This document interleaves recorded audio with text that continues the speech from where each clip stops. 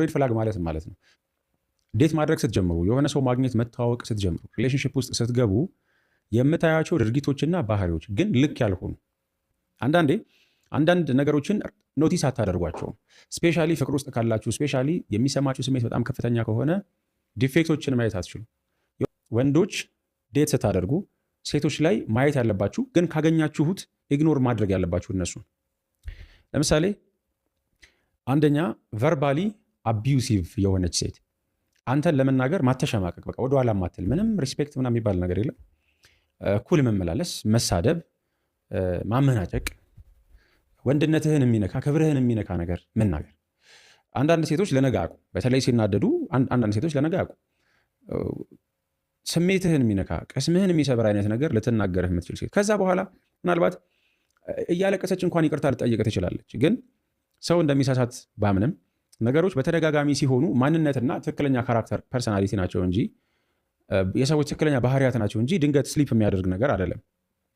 ለምሳሌ በፍጹም እጅህን ሴት ልጅ ላይ ማታነሳ ሰው ከሆንክ የሆነ ነገር ብልጭ ባለ ቁጥር እየተነሳ ተሰነዝራለህ ማለት አይደለም አይደል? ስለዚህ አንድ ጊዜ ሀፕን የሚያደርግ ነገር ሀፕን ለማድረግ ብዙ ፓተርኖችን ይዞ ነው የሚመጣው። ስለዚህ ፓተርኖችን ማየት ጥሩ ነው።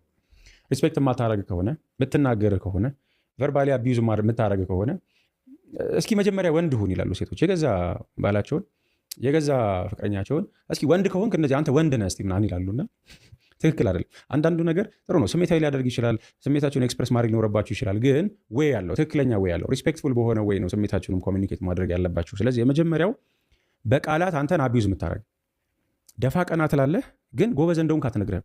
አንተ እንደማትችል ነው የምትነግርህ። ጎበዝ ሰራተኛ እንዳልሆንክ ነው የምትነግርህ። ታታሪ እንዳልሆንክ ነው የምትነግርህ። ስማርት እንዳልሆንክ ነው የምትነግርህ። ቤትህን፣ ልጆችን፣ እሷን ማኔጅ ማድረግ እንደማትችል ነው የምትነግርህ። ዲስ ኢዝ ሶ ሮንግ። ስለዚህ ከውስጧ የሚወጣ ቃላት ስፔሻሊ ገና ቅርብ የሆነ የፍቅር ግንኙነት ያላችሁ ሰዎች ከሆናችሁ ገና ዴት እያደረጋችሁ ምናምን ከሆነ ቆመ ብለህ ግንኙነትን እንድታይ የሚያደርግ ነገር ነው ብዬ አምናለሁ። ሁለተኛ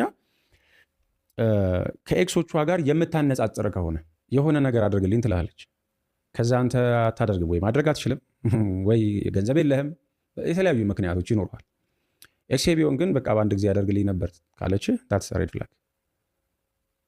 ኤክሴ እንደዚህ ቦታ ይወስደኝ ነበር፣ እንደዚህ ያደርግልኝ ነበር፣ ከኤክሴ ጋር እንዲንሆን ነበር፣ ኤክሴ እንደዚህ ያመጣልኝ ነበር፣ እንደዚህ ያዝናናኝ ነበር ምናምን፣ አንተ ጥሩ ያልሆነ ስሜት እንዲሰማህ ታደርጋለች። ስፔሻሊ ኤክሷና አንተ በተመሳሳይ ኤንቫይሮንመንትና በተመሳሳይ ስታተስ ውስጥ ያላችሁ ሰዎች ካልሆናችሁ በቃ ያልቅልሃል። ስለዚህ ከኤክሶቿ ጋር የምታነጻጽር ከሆነ ታትስ ሬድ ፍላግ። ሶስተኛው ቅናት፣ ከልክ ያለፈ ቅናት። ቅናት ከዚህ በፊትም አውርቼው አውቃለሁ። በተወሰነ መልኩ አስፈላጊ ነገር አለው። አስፈላጊ ነገር አለው ማለት አቮይድ ማድረግ አይቻልም። ቅናትን 0% ማድረግ አይቻልም። አንድን ሰው እስከወደዳችሁት ድረስ ጭራሽ አለመቅናት አይቻልም። ጤናማም ነው ብዬ አላስብም። የተወሰነ ቅናት ያስፈልጋል፣ ትንሽ። ግን ይሄ ቅናት በጣም እየበዛና እየጨመረ ከሄደ አንተም ሰላም ታጣለህ፣ ሪሌሽንሽፑም ሰላም ያጣል፣ ራሷም ሰላም ታጣለች። የሚቀና ሰው አይምሮ ማረፍ አይችልም። ቅናት ትልቅ አለማመን ያመጣል፣ ትረስት አለማድረግ ያመጣል። አንድ ሰው ትረስት አታደርጉትም ማለት ሪሌሽንሽፓችሁ የሞተ ነው፣ በቃ እየወደቀ ነው። ምክንያቱም አለመተማመን ትልቅ ሰላም የሚነሳ ነገር ነው። ሰላም የለ ማለት ጭቅጭቅ አለ ማለት ነው። ጭቅጭቅ አለ ማለት ደግሞ ፍቅር ቢኖር እንኳን ይጠፋታል እንጂ ሰርቫይቭ አያደርግም። በጭቅጭቅ ውስጥ ፍቅር ሰርቫይቭ አያደርግም። ቀን በቀን እየተጎራበጣችሁ እየተጨቃጨቃችሁ ፍቅር ሰርቫይቭ አያደርግም። እላፊ ቅናተኛ የሆነች ሴት ከሆነች ለምሳሌ የሆነ ቦታ እየተዝናናችሁ ድንገት ነው ዞርከው ወይ አልዞርክም፣ ምንድን ነው ያቺ ሴት የምታየ ብላ ተነስታ ልትጣላ የምትሞክር ከሆነ ወይም በቃ ዞራ አንዴ አንተ ብታያት ነው እሷ እያየች ያለችው ብላ የቀረበውን ዲነር ጥላ ቦርሷን ይዛ ምትሮጥ ከሆነ ይሄ ችግር አለ። አራተኛው ኢምፕሮፐር የሆነ የሶሻል ሚዲያ ፕሬዘንስ። ሶሻል ሚዲያ ላይ አይ ቲንክ የሌለ ሰው የለም። ብዙ ሰው ሶሻል ሚዲያ ይጠቀማል። አንዳንድ ሰው በጣም ብዙ ነገር ፖስት ያደርጋል። አንዳንድ ሰው ምንም ፖስት አያደርግም። ኢቨን ፕሮፋይል ላይ ኖረው ይችላል። ሁሉም ሰው እንደየምርጫው እንደየሁኔታው ነው። ሶሻል ሚዲያ ስፔሻሊ ኢንስታግራም በዚህ ጊዜ እንደ ዴቲንግ አፕ ነው የምቆጥረው። ሰዎች ድሮ ወይ ታክሲ ላይ ይገናኛሉ ወይ ፌስቡክ ላይ ይገናኛሉ። አብረው ካልተማሩና አንድ ሰፈር ምናምን ካልሆኑ ድሮ ወይ ታክሲ ላይ ነው የምትገናኘው ወይ ፌስቡክ ነው ያለው የፈረደበት ፌስቡክ ላይ ነው የምትገናኘው። አሁን ቲክቶክ አለ፣ ኢንስታግራም አለ ምናምን። ሰው በደንብ ሰዎች ኢንስታግራም የሚጠቀሙት ቲክቶክን ቪዲዮ ለማየት ነው። ኢንስታግራምን ግን ሜይ ቢ ለኮንቨርሴሽን ምናምን ይጠቀሙታል የሚል እምነት አለ። ስለዚህ ኢንስታግራም ላይ ራሳቸውን ነው ይዘው የሚመጡት ሰዎች።